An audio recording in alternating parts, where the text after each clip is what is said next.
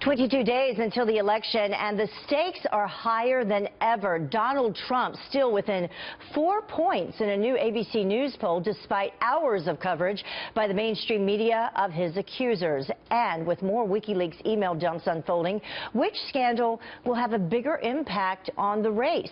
Here to weigh in, VP of Communications of Democratic Group Emily's List, Marcy Steck, and conservative contributor for TheHill.com, Kristen Tate. Thank you both for joining us early this morning. Thank you for having us. Great to be here. So let's begin with this first one. I mean, in terms of the Trump accusers, the WikiLeaks scandal, what do you think has had a bigger impact, and will any of them ultimately impact the race, in your opinion? So let's start with Marcy. What do you think? Sure. Well, I think that what we've seen is that there is a national trend line here towards a tight election. We knew from day one that this was going to be a tight election, and that hasn't changed much. Sure, we saw a poll yesterday, 4 points down. We also saw a poll yesterday, Wall Street Journal, NBC, Hillary Clinton up 11 points. But you want to know what? I think that this is actually a lot closer to that 4 points nationally. But the way that these scandals have actually borne out, what I'm looking at is really about where women voters are. And what we know is that women voters decide election. They're 53% of the electorate. And I think these headlines with alleged sexual assault, we've seen headline after headline last week, raises real questions about Donald Trump's ability and fitness and moral character as whether or not we want him in the White House. I think even if you dislike Hillary Clinton, those headlines make women voters take a step back and really think about who this guy is. Right, and since you're speaking about the women voters, let's take a look at this poll if we can bring it up. This was an NBC poll as well. This was Clinton and Trump, their support among men and women. And among women, you have Clinton with 55% over Trump 35%. And then with men, though, you have Trump up 48% to Clinton's 45%. So, Kristen, clearly a significant difference there when you take a look at women.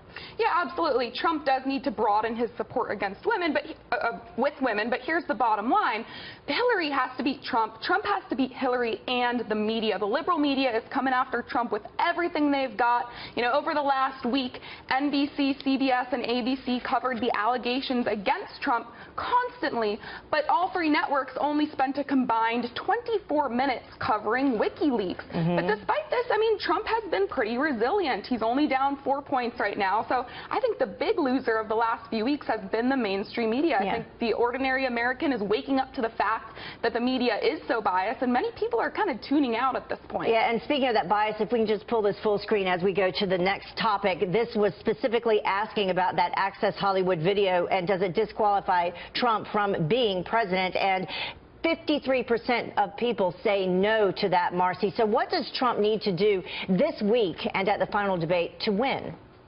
Well, look, I think that Donald Trump owes American women a real answer about these allegations. I think that there are a lot of women who are curious about the truth here. They want to hear from him. What's the real deal, and does he have the moral character to lead? Secondly, what I think he needs to do is actually communicate a vision about the issues that matter to the American people. How is he going to help us combat ISIS? What is he going to do to help create jobs? We have seen Donald Trump make these debates, take these opportunities and make them about personalities and make them about insults, not actually about issues. This is his third and final opportunity, so I think that there's one thing he has to do from that stage is actually communicate some of these visions. And as we head into the debate, Kristen, we have the breaking news coming out of Mosul this morning, and then we also have, of course, the firebombing of the GOP headquarters in North Carolina. Right, yeah, you know, I think Trump nailed it in the last debate. He ran circles around Hillary, and that really firmed up his support in his base.